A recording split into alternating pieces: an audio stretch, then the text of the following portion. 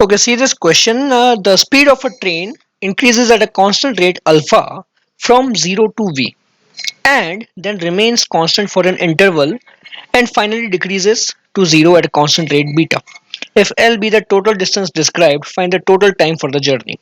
Okay, so let's look at the question through a VT graph. So the question says that initially the train is accelerating with constant acceleration alpha. It is going from velocity 0 to v. Okay, let's say the time taken is t1. Then for some time interval t2, the train travels with constant velocity and finally it decelerates and comes from v to 0 in time interval t3. So the acceleration is alpha and the deceleration is beta. And the question is saying that the total distance covered is L, so find the total time taken. So the time intervals are t1, t2 and t3. So basically we have to find the sum of t1, t2 and t3. So for that we should be knowing the value of t1, t2 and t3. That's it. If we know the three values, we can find the answer. Right. Now, for this initial section, alpha into t1 will give me velocity. Okay.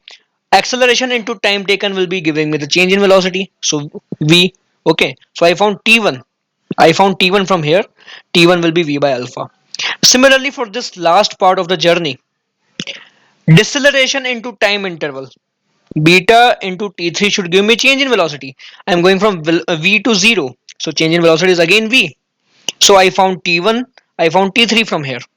Now I just need to calculate t2. So the question says that the total distance covered is L. Total distance is equal to area of this graph. So first of all, what is the area of this triangle? Area of this triangle will be t1 times v by 2.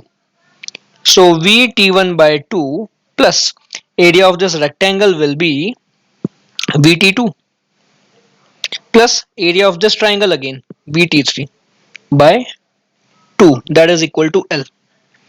So what is T1? T1 is V by alpha.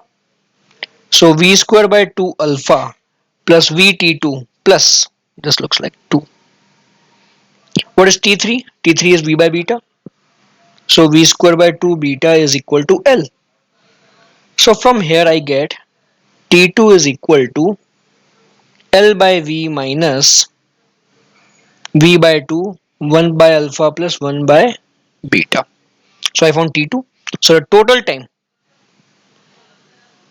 time T1 plus T2 plus T3 is equal to T1 is V by alpha plus T2 is L by V minus V by 2, 1 by alpha plus 1 by beta, and finally T3 is V by beta. So this is equal to L by V plus V by 2 alpha plus V by 2 beta. That's it.